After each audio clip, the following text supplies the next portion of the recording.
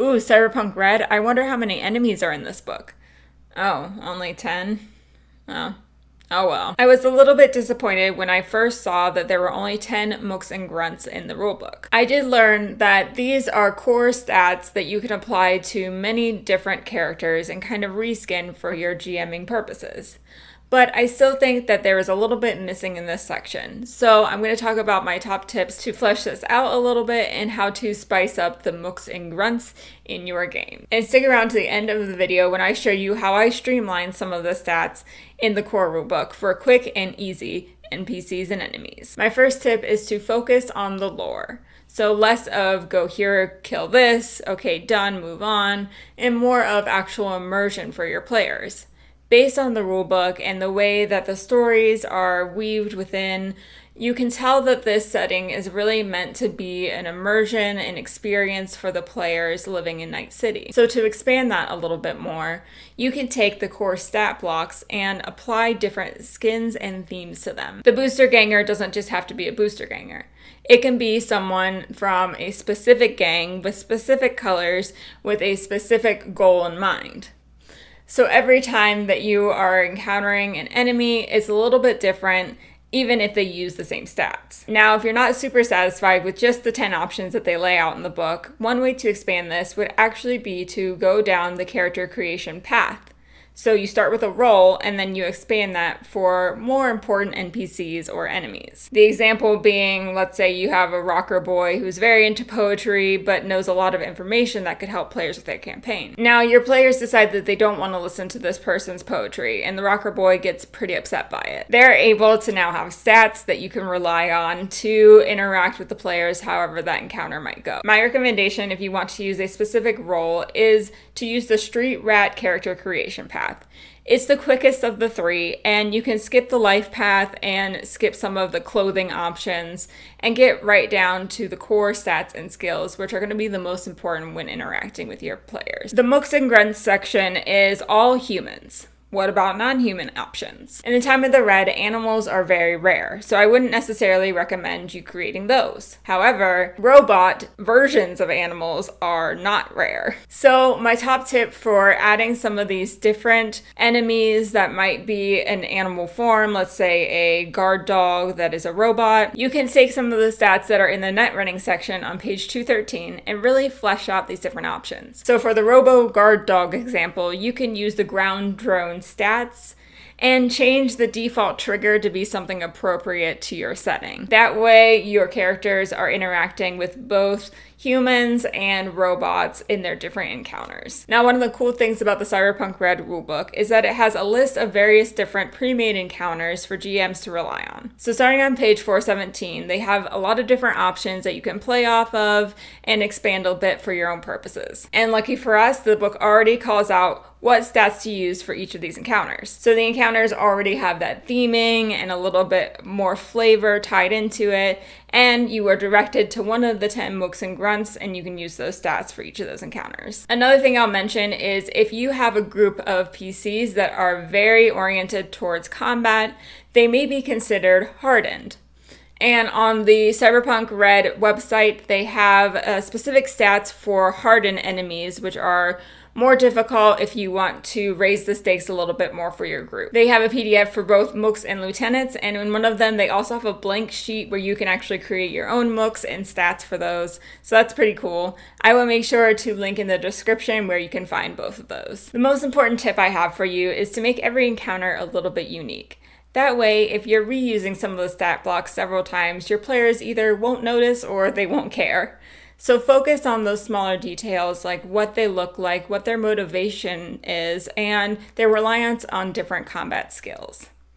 That way, each encounter feels a little bit different, even if you're using the same stats. Now, what they have in the book is great, but if you want a little bit more of a streamlined version and faster way to interpret these stat blocks during play, then here's a specific example about how I would approach that. The first one I'm going to go through is actually converting one of the Mooks and Grunts that they have in the Cyberpunk Red rulebook, and then the next one will be something that I make from scratch. Over here is my chart, so I'm going to put a reminder that this is a bodyguard. Now, I have broken the stats and skills into basically 4 categories. So the first category is combat, which is based on both of these stats. So I'm combining these stats into one thing, dex and reflex. Over here for the bodyguard, we have a reflex of 6 and a dex of 5. So I'm going to do my best judgment, usually taking an average of the two, or kind of deciding which I think is more appropriate for this character. If my player's a little bit higher level, then I'd err on the 6, or if they're lower, then I'd err on the 5. So for this purpose, I'm going to go with the 5. And that's my stat for combat. Then my next category here is social. This includes both cool and empathy. We have an empathy of 3 and a cool of 4. So I'm going to round down again here for the 3. And then tech is pretty self-explanatory. It's just tech, so I can go ahead and copy that over. And then the last category here is int and will. So the awareness. Let's go with, we have int of 3 and will of 4, round down for a awareness of 3. Okay, so now we have our hit points. For this, you can just go ahead and copy exactly the hit points they have. And now we'll move on to the skills.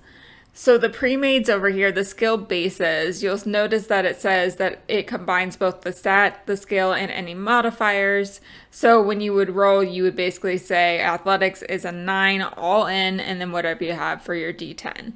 We're basically trying to get to that in this column here. Generally, skills range from 1 to 10. When you first make a character, you're maxed at 6 in your skill levels. So that gives you a little bit of a gauge for how strong these enemies should be in comparison to your players. So you're taking into consideration your player's level, but for this purpose, let's assume that they are brand new characters and they have some skills going up to 6, but most of them are ranging in the 2 to 4 area. So we want to have something a little bit comparable or lower to that. My logic when I'm thinking through this is how good are they at each of these categories?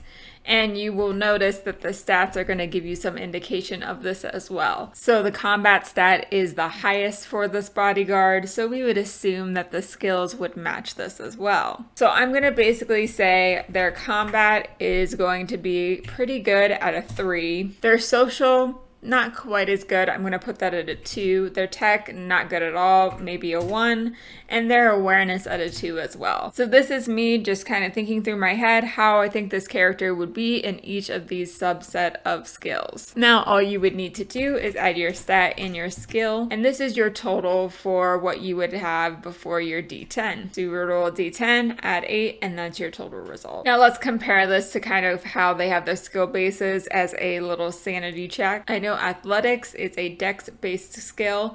However, you can always refer to the character sheet, and that will give you in parentheses what the base of the skill is. So you'll see here athletics is under body and is dex base.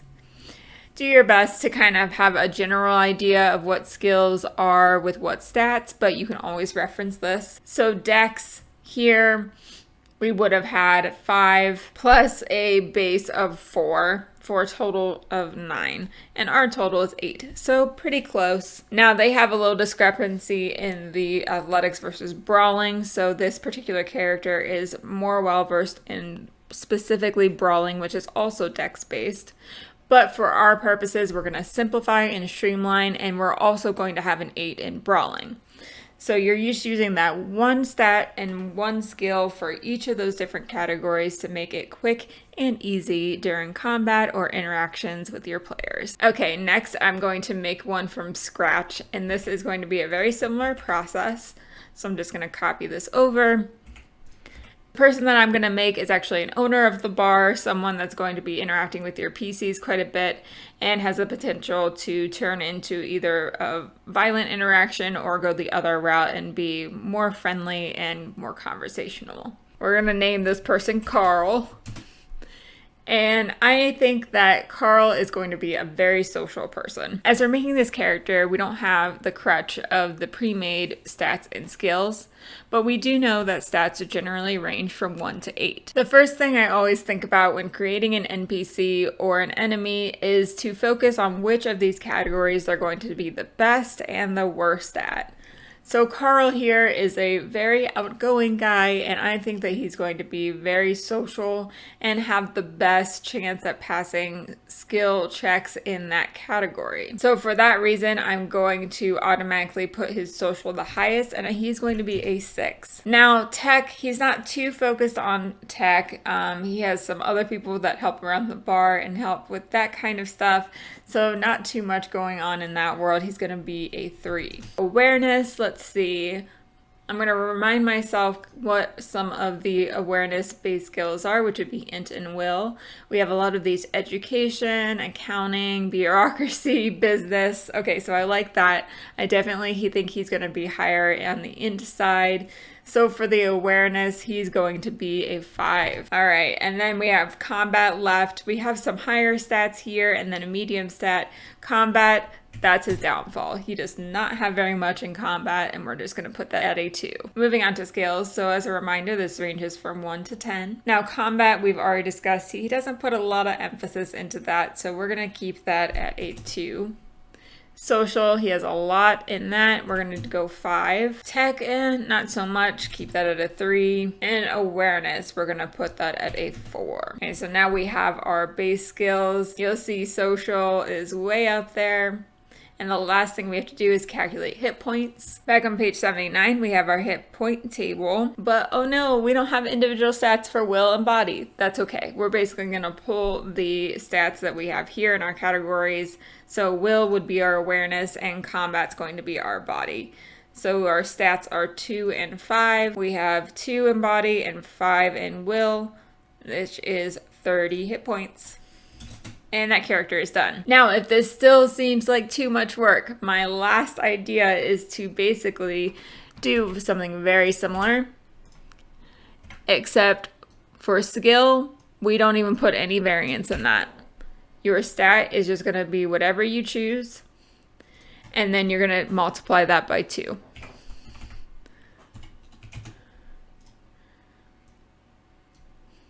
All right, so now we would have a 4 in combat, same as above. We'd have a 12 in social, 11, 6 is the same, and 10 and 9. So it gives you a little bit less flexibility, but is much faster and only has you relying on coming up with that one stat line. So that's it for Mooks and Grunts. Hopefully that helped you a little bit more and flesh out the different options that your players can encounter. If you want more Cyberpunk Red content, please like and subscribe, and let me know down in the comments what specifically you would like me to cover. Thank you for watching, and you can watch more videos over here. Thanks, bye.